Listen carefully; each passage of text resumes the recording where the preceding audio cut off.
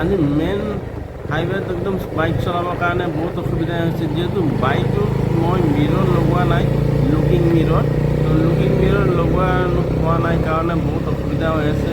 হঠাৎকৈ গাড়ীবিলাক পাৰ হৈ আছে, ভয় লাগি আছে। আৰু যিহেতু পিছফালে মই চাব পৰা নাই, কিয়নো হেলমেট লগাইছোঁ আৰু লগতে মোৰ কেমেৰা আছে হেলমেটত। তো মই একদম ভালকৈ বেগত চাব পৰা নাই, যিহেতু ফ্ৰণ্টত কেমেৰা কৰিবলগীয়া হৈ আছে। আৰু বহুত খাতৰনাক ভয় লাগি আছে। একদম বহুত স্পীডত যেতিয়া অভাৰটেক কৰে গাড়ী, পিছফালে ঘূৰি চাবলৈ বহুত ভয় লাগে। তো গাইজ প্লিজ, যেনে তেনে বনাইছোঁ ভিডিঅ'টো, আপোনালোকে ছাপোৰ্ট কৰি দিব। চাওক গাড়ী 50 আপতটো উঠাব বিচাৰি আছোঁ, কিন্তু একেবাৰে ভয় লাগি আছে, যিহেতু মিৰৰ নাই, লুকিং মিৰৰ নাই। একদম ভয় লাগি আছে। ৰাস্তাবিলাকো বনাই আছে আৰু চাওকচোন গাড়ী হঠাৎকৈ পাৰ হৈ আছে, ভয় লাগি যায়।